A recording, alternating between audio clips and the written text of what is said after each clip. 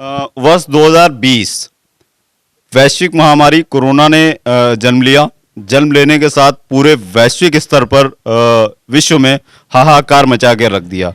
इस दौरान हमने प्रायः ये देखा पाया गया कि जो हमारी भारत की जो मूलभूत चीज़ें हैं, जो पहचान है सनातन धर्म में काफ़ी मदद की।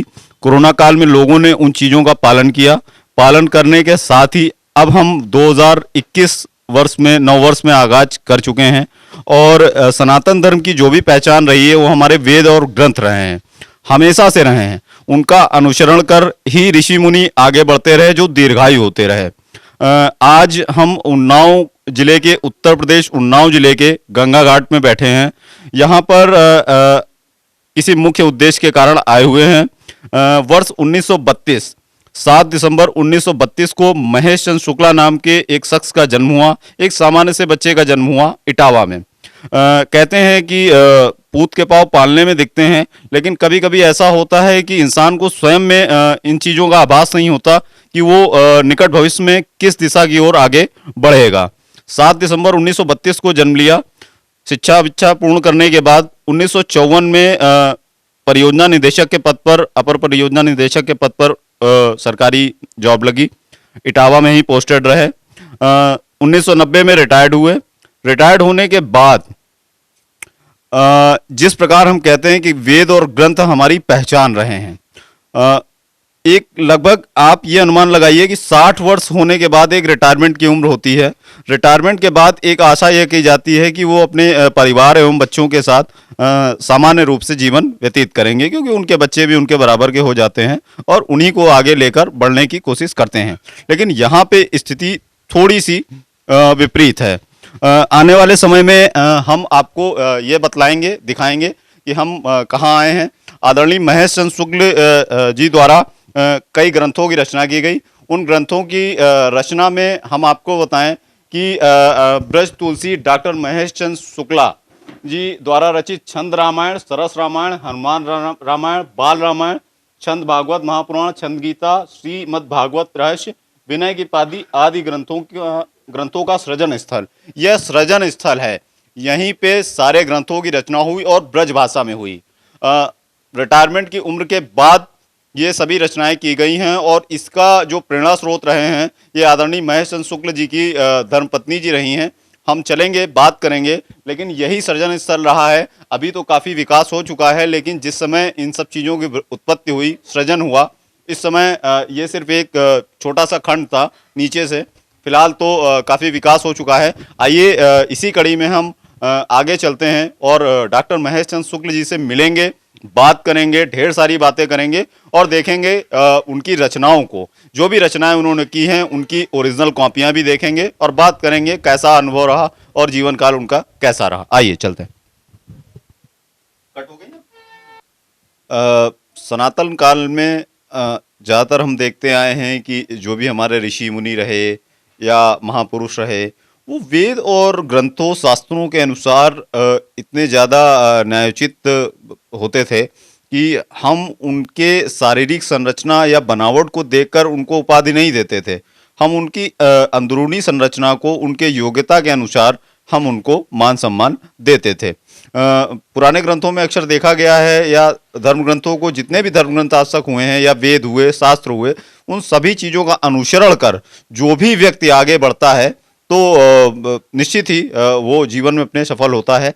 और इसी कड़ी में हमने जैसा कि आपको पूर्व में बताया कि जन्म से लेकर सरकारी नौकरी तक, रिटायरमेंट तक, जो शख्स किसी भी चीज़ के बारे में ना जानता हो और उसके बाद रिटायरमेंट के बाद कई सारे जो है ग्रंथों की रचना, वो भी ब्रज भाषा में।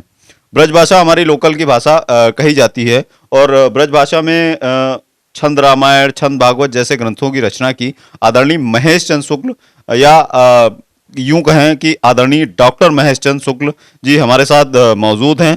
और हम ज़्यादा बातें नहीं अपनी तरफ से बताएंगे, हम आदरणीय महेश चंद्र शुक्ल जी से ही बात करेंगे और सभी बातें विस्तार से जानेंगे कि कैसा उनका जीवन काल रहा, कहाँ जन्म हुआ, क्या हुआ और किस तरीके से इन सब चीज़ों की रचना हुई, किन इन ग्रंथों की महान रचना हुई। हम एक बार बात करने से पहले कैमरामैन से कहेंगे कि एक तरफ जितने भी ग्रंथ हैं एक बार कैमरा घुमाकर दिखाने का कष्ट करें कि देखिए लाइन से लगे हुए हैं जितने भी ग्रंथों की रचना हुई है और जो भी सम्मान समारोह जो सम्मान देश की मुख्य भूमिका में जो रहे हैं, चाहे वो राष्ट्रपति अटल बिहारी वाजपेयी हों या पूर्व में राष्ट्रपति शंकर दयाल शर्मा रहे हों, प्रधानमंत्री अटल बिहारी वाजपेयी रहे हों और तत्कालीन मुख्यमंत्री उस समय के जो है राजनाथ सिंह जी थे, मनोज सिंघल जी थे और देश के राजनाथ सिंह हो, कल्याण सिंह हो, उधर हम कैमरामैन से कहेंगे एक बार दिखाएं जितने भी सम्मान देश के सर्वोच्च सम्मान होते हैं वो सभी आदरणीय महेशचंद्र शुक्ल जी को मिले हैं और इस तरीके से सारी रचनाएं हैं। उसके बाद हम बात करेंगे। बहुत बहुत स्वागत है आदरणीय महेशचंद्र जी। हम चर्चा को शुरुआत करने से पहले आपसे या यूँ कहें कि आपसे संवाद करने का जो उत्साह होता है वो पूर्व में मुझसे था, तो मैं कुछ बातों को भूल भी रहा हूँ, इसलिए मैं ज़्यादा बोलना नहीं चाहता। मैं ये शुरुआत से ही पूछना चाहता हूँ कि आपका जन्म कहाँ हुआ, कैसे हुआ, मतलब जन्म कहाँ हुआ, शिक्षा कैसे हुई, इन सब चीज़ों के बारे में ज़रा विस्तार से बताएं। मैं रहने वाला तो ओरिजिनल इटावा जनपद ईकरी एक गांव है छोटा सा लखना के पास में, वहाँ मेरा पैतृक स्थान है। और अपने ननिहाल में मैं आगरा जनपद के नौगांव बदावर में मेरा जन्म 7 दिसंबर 1932 को हुआ था। और वो गांव जमुना जी के किनारे दाहिने तट पर है और के चारों ओर गहन जंगल हैं। राजा का वहाँ बहुत बड़ा किला बना हुआ है।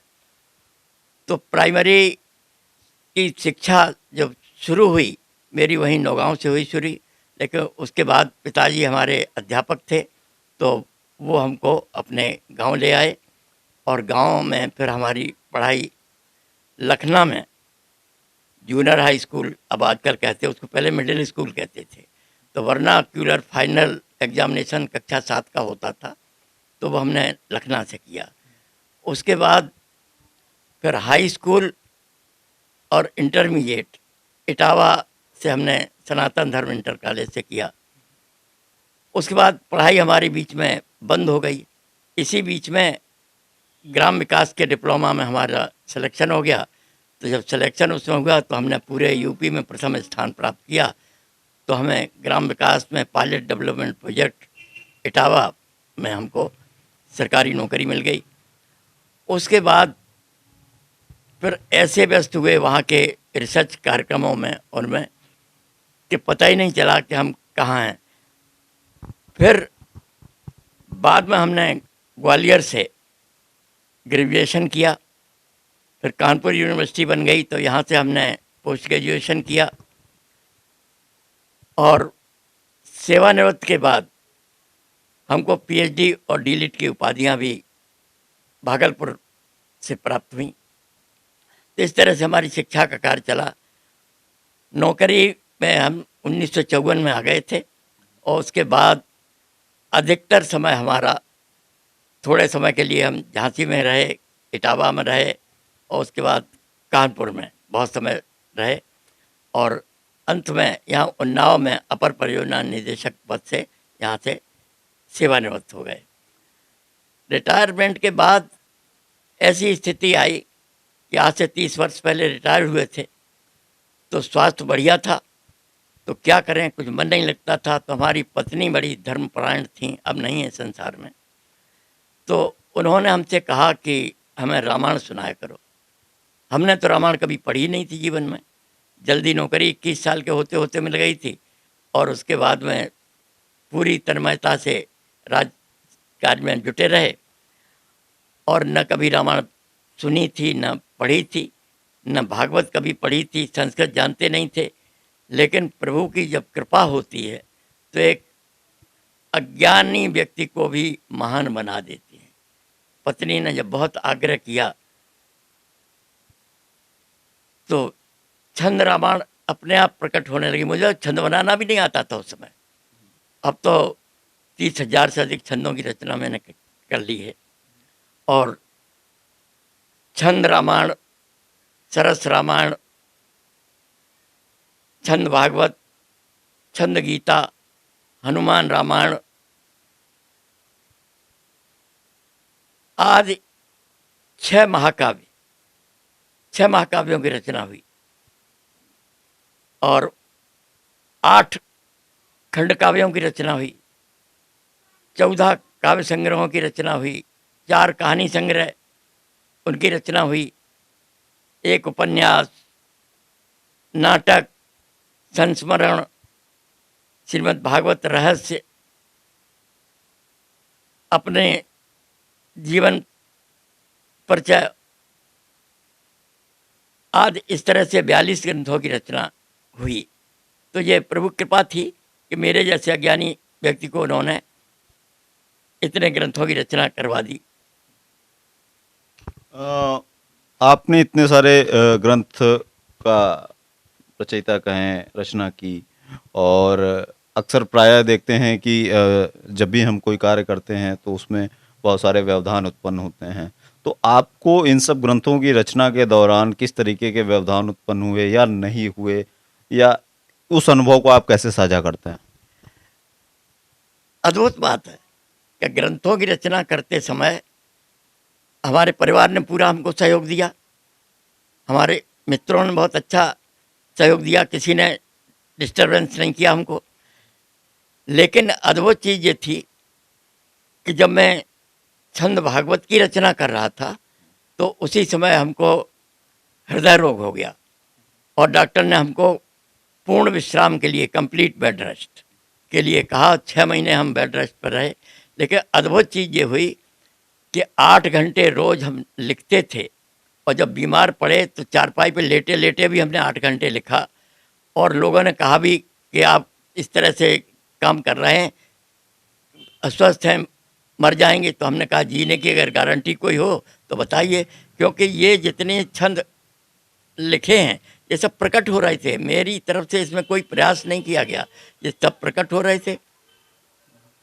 तो उन्हीं को हम बराबर जो है लिखते जा रहे थे, लिखते जा रहे थे और बड़े महान ग्रंथ लिख के तैयार हुए। और उनको बड़े बड़े विद्वानों ने देखा, अपनी सम्मतियां दी। जगत गुरु श्री रामभद्राचार्य जी, उन्होंने उस पर भूमिका लिखी। आचार्य विष्णुकांत शास्त्री जी राज्यपाल थे, बड़े विद्वान व्यक्ति थे, उन्होंने उसकी भूमिका लिखी। जगत गुरु शंकराचार्य, उन्होंने इसकी भूमिका लिखी। तो इस तरह से बड़े बड़े विद्वानों ने सराहना की और देश विदेश के बहुत विद्वानों ने, जिन्होंने हमारे ग्रंथों को देखा, उनके पत्र आए तो उन्होंने बहुत ही जो है सराहना की इनकी। तो हम तो कभी जीवन में सोच भी नहीं सकते थे कि हमारे द्वारा भगवान ने ऐसे बड़े ग्रंथों की रचना करवा दी जिसको लोग बड़ा आदर दे रहे हैं। इन सारे ग्रंथों की रचना के बाद जिस समय आपके पास राष्ट्रपति भवन से बुलावा आया, आप उस अनुभव को कैसे देखते हैं, और साझा करें कुछ। राष्ट्रपति भवन से बुलाया गया तो राष्ट्रपति जी शंकर दयाल शर्मा जी बड़े विद्वान व्यक्ति थे। जो उन्हें मालूम हुआ हमारी छंद रामायण के बारे में, उस समय हमने छंद रामायण ही जो है सबसे पहला महाकाव्य लिखा था, तो उनका बुलावा आया। तो जब मैं वहाँ पहुँचा तो बड़ा अपने मन में ये लग रहा था कि मेरे जैसा एक साधारण व्यक्ति, उसको भारतवर्ष के महान राष्ट्रपति ने आमंत्रित किया है। तो राष्ट्रपति भवन में जब मैं पहुँचा तो उन्होंने मेरा बड़ा भारी स्वागत किया और व्यक्तिगत रूप से उन्होंने हमारी बड़ी सराहना की, हमारे छंद रामायण के छंदों को सुना और उन्होंने बड़ी तारीफ़ की। फिर उन्होंने अपने साथ बैठा के हम एक फ़ोटो भी खिंचवाई और वो उन्होंने फ़ोटो हमको फिर डाक से भिजवाई। आपने इतने सारे ग्रंथों की रचना की, लगभग 30 से अधिक वर्ष हो गए हैं और 50 से अधिक आपने ग्रंथों की, काव्यों की, महाकाव्यों की रचनाएं की हैं। आप अपने रिटायरमेंट के बाद के 30 वर्षों के अनुभव को आप किस तरीके से देखते हैं, और रिटायरमेंट के वक्त के दौरान और आज की जीवनी में आपकी जो भी जीवन रहा उसमें क्या सकारात्मक या नकारात्मक बदलाव आए हैं, उसके बारे में बताने का। नकारात्मक बदलाव तो नहीं आए हैं, क्योंकि हमारा ये था कि पहले तो लिखना लिखना, क्योंकि हम जानते थे कि जो ईश्वरीय शक्ति हमसे लिखवा रही है वही हमारा काम है। लेकिन हाँ, थोड़ा सा एक बात ज़रूर होगा कि उत्तर प्रदेश सरकार ने हमको अब तक जो है न साहित्यकार माना है, इतने हमने ग्रंथ लिख डाले, और उसके बाद भी आज तक इन्होंने उत्तर प्रदेश हिंदी साहित्य संस्थान से हमारे लिए कोई एक छोटा सा सम्मान भी उन्होंने नहीं दिया है। और पद्मश्री के लिए भी कई बार जो है गया, लेकिन वहाँ से भी पता नहीं क्यों क्या उस पर एक्शन हुआ, वो भी नहीं हो पाया।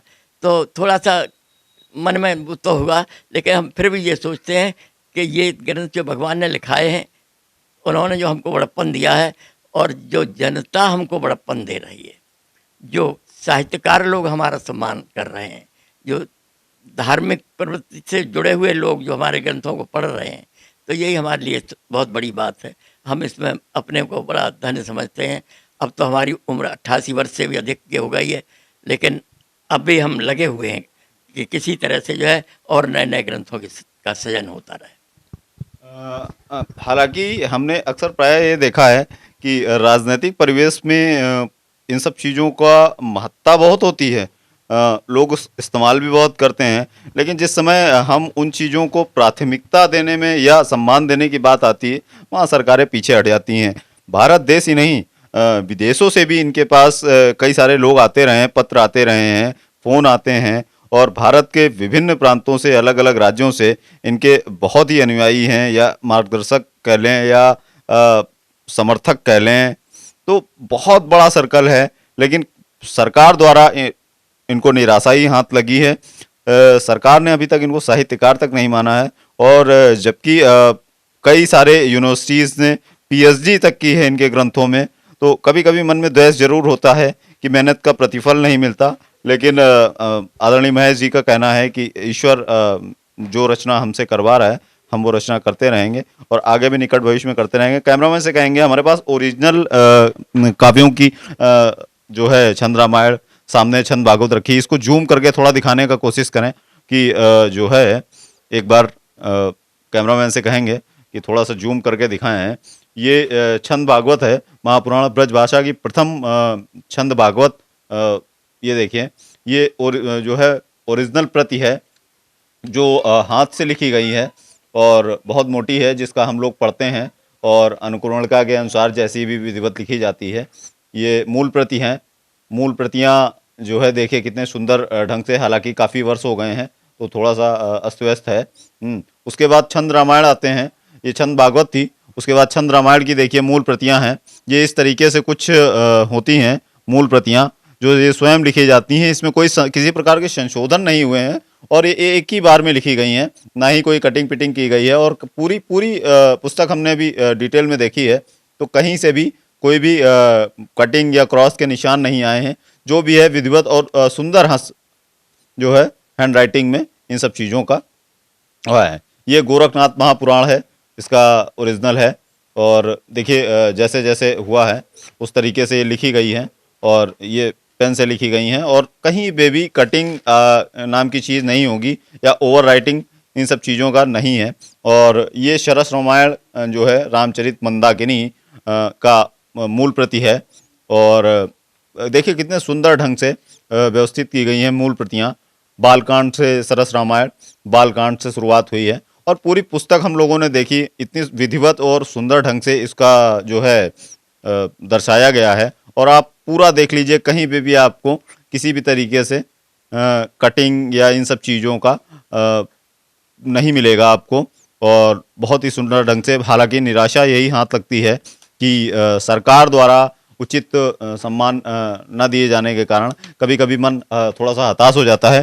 फ्रेम में चलेंगे, हम थोड़ा सा फ्रेम में भी दिखाने की कोशिश करेंगे। ये देख लीजिए, स्वयं का जीवन परिचय रहा, वो है रिसर्च रिसर्च रिसर्च बुक्स हैं। हाँ, रिसर्च। हम महेश जी से कहेंगे एक बार उठ के थोड़ा थोड़ा सा विवरण भी देते रहें, हाँ, कि कैसा क्या रहा। ये पहली पीएचडी हमारे कृतित्व व्यक्तित्व पर हुई थी हाँ, बनारस हिंदू यूनिवर्सिटी में, हाँ, और ये डॉक्टर राधा पांडे जी ने पीएचडी की थी। हाँ, काशी हिंदू विश्वविद्यालय से प्रथम यह, और दूसरी है राम मनोहर लोहिया अवध विश्वविद्यालय, शोध पत्र ये वर्ष 2002, पीएचडी डॉक्टर अनुज प्रताप सिंह, श्रीमती वंदना सिंह। वंदना सिंह जी ने की थी। वंदना सिंह जी ने दोबारा 2002 में पीएचडी किए, शोध पत्र है। और उसके बाद ये छंद, एक मिनट, हम्म, और ये जो है हमारे शोधकर्ताओं के लिए हमारे जीवन पर जो है डॉक्टर अनुज प्रताप सिंह प्रोफेसर ने ये ग्रंथ लिखा था हमारे लिए। अच्छा, डॉक्टर अनुज प्रताप सिंह जी ने ये शोध करके उस पे पत्र जो है एक पुस्तक लिखी गई है। उसके बाद हम थोड़ा सा कैमरामैन से कहेंगे इधर से आएँ और थोड़ा सामने जूम करके दिखाएं। जो भी रचनाएं हैं ये सब मूल प्रतियां हैं, बाल रामायण, हनुमान रामायण, राम कथा अमृत, छंद भागवत, श्रीमद् भागवत, छंद गीता। नीचे जो है बाल पहेलियाँ, विनय की पाती, स्तुतियाँ, पक्का कागज, इस तरीके से जो भी जितने भी काव्य, महाकाव्य एवं कहानियाँ जो भी लिखी गई हैं ये सामने हैं। और ऊपर देखिए जितने भी जो है सबसे पहली फोटो लगी हुई है आदरणीय शंकर दयाल शर्मा जी के साथ में, ये राष्ट्रपति भवन की तस्वीर है। उसके बाद अटल बिहारी वाजपेयी जी के साथ सम्मान समारोह की, फिर राजनाथ सिंह जी के साथ, फिर अशोक सिंघल जी के साथ, विश्व हिंदू परिषद के बड़े बड़े रहे, फिर आचार्य विष्णुकांत शास्त्री जी राज्यपाल रहे हैं उस समय के। उसके बाद तत्कालीन मुख्यमंत्री उस समय के थे कल्याण सिंह जी, तो कल्याण सिंह जी के साथ। उसके बाद अशोक सिंघल जी के साथ, विश्व हिंदू परिषद के बहुत कद्दावर नेता माने जाते हैं और माने जाते थे। हाँ, वो विधि आयोग के अध्यक्ष न्यायमूर्ति श्रीनाथ सहाय जी हैं। और उसके बाद इसी तरीके से काफ़ी शोध पत्र और अवार्ड्स वगैरह हम देखेंगे फ्रेम में लगे हुए हैं। लेकिन कभी कभी निराशा ऐसी ही हो जाती है कि उचित सम्मान न मिलने के कारण सरकारों द्वारा कभी कभी मन में एक छोटी सी निराशा होती है। खैर कोई बात, हम चर्चा की तरफ बढ़ेंगे और चर्चा का समापन भी इसी उद्देश्य से करेंगे कि आने वाले समय में हम अगर आज के परिवेश को लेते हैं, बात करते हैं, आपने इतनी रचनाएं की, इतनी की, आज की युवा पीढ़ी को आप क्या संदेश देना चाहते हैं? आप उसको किस तरीके से देखते हैं? और अपने जो इन जितने भी अपने रचनाएं हैं, आप इसको लेकर समाज को आप क्या संदेश देना चाहते हैं? मैंने प्रत्येक वर्ग के लोगों के लिए लिखा है। मैंने बच्चों के लिए 4 पुस्तकें लिखी हैं बाल साहित्य की, और युवकों के लिए हमने 4 कहानी संग्रह लिखे हैं कि उस किस तरह से जो है गांव का आदमी एक साधारण परिस्थिति में अपने जीवन यापन अच्छे ढंग से कर सकता है। तो ये 4 कहानी संग्रह हमारे हुए। और इसी तरह से उपन्यास जो लिखा हमने वो ग्रामीण विकास के ऊपर लिखा था, तो वो भी उसी तरह से। जब मैं स्वयं जो है अपने तीसरे चरण पर पहुंचा जीवन के, तो हमने देखा कि नए लड़के जो हैं, नई पीढ़ी जो है वो अध्यात्म की ओर से दूर भागते जा रहे हैं। उसका कारण ये है कि विश्वविद्यालयों के कोर्स से, हाई स्कूल इंटरमीडिएट के कोर्स से हमारे धार्मिक ग्रंथों, धार्मिक प्रकरणों को तो हटा ही दिया गया है। तो इसकी वजह से अब वो लोग जानते ही नहीं हैं कुछ इनके बारे में। तो अब हमको बड़ी आशा हुई कि जब ये छंद भागवत, छंद रामायण, सरस रामायण आदि ग्रंथ हमने लिखे, इतनी सरस और सरल भाषा में लिखे हैं कि बिना पढ़ा लिखा आदमी भी इसको समझ ले, और इनको पढ़ने की आवश्यकता है। और जितनी नई पीढ़ी है, इनको साइंस और टेक्नोलॉजी के साथ साथ अपने सनातन धर्म को और अपने धार्मिक ग्रंथों को, अध्यात्म को जानने की बहुत आवश्यकता है। बिल्कुल बिल्कुल सही है कि आने वाले समय में जो हमारी युवा पीढ़ी है वो अध्यात्म से बिल्कुल भी भटक गई है। और प्रायः ये कहा जाता है कि जीवन में किसी भी प्रकार की यदि कोई समस्या हमारे यहाँ है या आती है तो हमें अपने धर्म ग्रंथों को अवलोकन करना चाहिए, उनको पढ़ना चाहिए। उसमें सारे आपको निष्कर्ष मिल जाएंगे, आपकी समस्या का हल मिल जाएगा। हमारे वेद है, पुराण है, शास्त्र हैं। पूर्व में भी हम लोग अब देखते थे, ऋषि मुनियों, हमारे ऋषि मुनि हुआ करते, दीर्घायु होते थे। दीर्घायु होने के साथ साथ जो उनकी पद्धतियाँ थीं, आप चाहे वैद्य ले लीजिए, वैद्य हुआ करते थे। वो सिर्फ जड़ी बूटियों से ही आपके पूरे शरीर से जो भी मर्ज है उसको दूर करते थे। हालांकि हमारा मुख्य उद्देश्य ये है कि जो भी जो, या ये कह लें कि अब किस तरीके से परिभाषित करें ये समझ में नहीं आ रहा है, क्योंकि सरकार ने कभी ना वो मान देने की कोशिश की और समाज ने स्वीकार्यता दी, और समाज की स्वीकार्यता के साहस के दम पर आज आदरणीय डॉक्टर महेश चंद्र शुक्ल जी यहाँ तक पहुँच पाए हैं और प्रेरणा मिलती रही है। इसीलिए ग्रंथों और काव्यों की रचना होती रही है, और आशा करते हैं और सरकार से भी यही निवेदन करते हैं कि एक बार अपने जो है देश में जो भी इस तरीके की प्रतिभाएं आगे आती हैं उनको उचित सम्मान देने का प्रयास करें। हाँ, और एक बात है कि आदरणीय डॉक्टर अंत में कार्यक्रम के समापन का जो है कह सकते हैं कि समय है, और इस तरीके की साहित्यिक प्रतिभाओं को हम लगातार उजागर करते आए हैं, और अंतिम क्षण में हम इनके परिवार के सदस्यों से भी एक बार मिलेंगे और इनके भी विचार जानने की कोशिश करेंगे कि किस तरीके से जीवन में परिवर्तन उनके आया और वो अपने पिताजी की इस उपलब्धियों को किस प्रकार देखते हैं। अंतिम क्षणों में हम आदरणीय महेश चंद्र शुक्ल जी के सुपुत्रों आदरणीय अनिल शुक्ल जी एवं अरुण जी से बात करेंगे, वार्ता करेंगे और क्या सोचते हैं ये भी देखने की कोशिश करेंगे। अनिल जी, आपका बहुत बहुत स्वागत है। और आप अपने पिता की उपलब्धियों को आप किस प्रकार देखते हैं, और अभी तक के जो अनुभव रहे हैं वो कैसे रहे हैं? मैं इस बात से अपने आप को बहुत गौरवान्वित महसूस करता हूँ कि मैं डॉक्टर महेश चंद्र जी का पुत्र हूँ, और जहाँ तक ये महसूस करने की, तो इन्होंने साहित्य को इतना कुछ दिया है, इतना कुछ दिया है कि अगले इनके न रहने के बाद हो सकता है जो हम भी ना हों उस समय लोग इस चर्चा करेंगे इस बात की कि उनके परिवार में कौन कौन था। तो हम तो ये देख रहे हैं कि उनके साथ में हमको जोड़ा जाएगा, बड़े गौरव की बात है। आपके जीवन काल में क्या परिणाम है, सकारात्मक, नकारात्मक, या आपके जीवन में क्या बदलाव आया, ये बताएं जनता को। जीवन में जो बदलाव की बात है, सबसे बड़ी बात कि उनका आशीर्वाद जो मिलता रहता है उससे किसी प्रकार की हमें कोई परेशानी नहीं हुई आगे। और जहाँ तक बदलाव की बात है तो मैं बार बार उन्हीं से प्रेरणा लेता हूँ। जैसे 74 साल की उम्र में उन्होंने कंप्यूटर चलाना सीखा, तो मैं सोचता हूँ कि जब उन्होंने 74 साल की उम्र में कंप्यूटर चलाने की बात सोची तो मैं अभी तक क्यों नहीं कुछ कर सकता हूँ। हर चीज़ को सीखने की कोशिश करता हूँ, और ये सब चीज़ें बड़ी प्रेरणा देती हैं हमको कि इस तरह से इनके साथ इनका आशीर्वाद जो मिलता है। आपके जीवन का जो अनुभव रहा, आने वाले युवा पीढ़ी को आप क्या संदेश देना चाहते हैं? युवा पीढ़ी को हम यही संदेश देना चाहते हैं कि कभी भी अपने माता पिता को इग्नोर ना करें, हमेशा उनकी सेवा करें, और उनके आशीर्वाद से ज़िंदगी बड़ी बड़ी आराम से बीतती है। कहते हैं, अक्सर कहा जाता है और हर जगह लिखा भी होता है, लेकिन लोग उन सब चीज़ों को फॉलो नहीं करते हैं। जीवन में माता पिता का रोल बहुत ही अहम होता है, और या यूं कहें कि एक सामान्य परिवेश में जब आप कहते हैं कि टीन सेट जो होता है, टीन सेट जो है तपता बहुत है, लेकिन वो अपनी तपन जो है, धूप की जो तपन होती है वो नीचे तक, ज़मीन तक नहीं आने देता।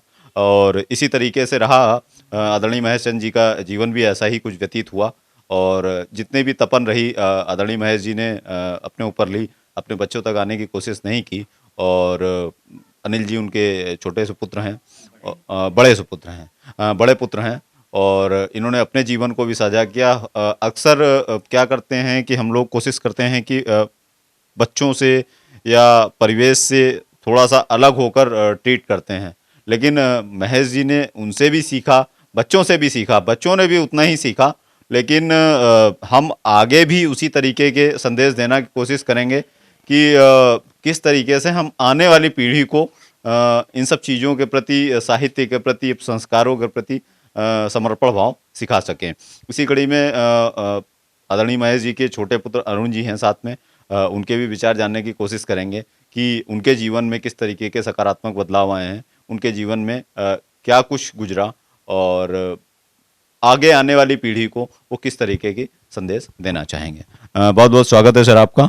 आप अपने पिताजी के जीवन, जो भी जीवन चक्र रहा अभी तक का, जो भी रहा, आपने उससे क्या अनुभव लिया, क्या सीखा, क्या परिणाम हुए, क्या दृष्टिकोण बदला, आपके जीवन पे उसका कितना असर हुआ? देखिए, हमारे जीवन पे तो उनके दृष्टिकोण का, उनके आशीर्वाद का हमेशा ही असर रहा है। उन्होंने हमेशा एक ही चीज़ सिखाई है कि हमेशा अपने कर्तव्य पथ पे डटे रहो, कड़ी मेहनत करो, ईमानदारी से जियो। और घर का वातावरण तो आप देख ही रहे हैं कि किस तरीके का है। जहाँ धार्मिक परिवेश होगा वहाँ सब कुछ अच्छा ही होगा, और उनका आशीर्वाद तो हमेशा ही हमारे लोगों के साथ में है, तो इसलिए सब कुछ ठीक ही है। आपके जीवन में कितना सकारात्मक परिवर्तन आया, आपके व्यक्तिगत जीवन को कितना प्रभावित किया, ये बताएं। हमारा व्यक्तिगत जीवन तो उनके आदर्शों को ही देख के चल रहा हूँ, तो इसलिए कोई कठिनाई नहीं है, कोई समस्या नहीं है, और दिन प्रतिदिन यही सोचता हूँ कि उनका आशीर्वाद मिलता रहे। भावी पीढ़ी को आप क्या संदेश देना चाहते भावी पीढ़ी को यही संदेश देना चाहते हैं कि अपने धर्म के प्रति रुझान रखें, ईश्वर में आस्था रखें, और आजकल जो नशा की प्रवृत्ति चल पड़ी है उससे दूर रहें। ये थे आदरणीय महेश चंद जी के सुपुत्र। दोनों पुत्रों से हमने बात की और संपन्न परिवार है, खुशी परिवार है, और सकारात्मक ऊर्जा इनके परिवेश में जो है, जिस प्रांगण में रहते हैं और यहाँ के आसपास भी जब हम यहाँ से गुजरते हैं या गली के बाहर से भी गुजरते हैं, तो एक सकारात्मक ऊर्जा का स्रोत दिखाई देता है। वो उसका कारण, मुख्य कारण ही यही है। इतने सारे ग्रंथों की रचना होने के कारण जो सकारात्मक ऊर्जाएं होती, पॉजिटिव एनर्जी साइंस की परिभाषा में हम जिसे कहते हैं, वो आसपास के परिवेश में हमेशा रहा है। और जैसे जैसे जीवन आगे बढ़ता गया, वैसे वैसे अगर सकारात्मक दृष्टिकोण से हम आगे बढ़ते हैं तो यही उम्मीद करते हैं कि जीवन में कोई भी आदमी असफल नहीं हो सकता। सफलता की सिर्फ और सिर्फ एक ही कुंजी है, वो है कठिन तपस्या, कड़ी मेहनत और ईश्वर में विश्वास। कैमरामैन छोटी के साथ मैं नितिन गुप्ता, संकल्प न्यूज़।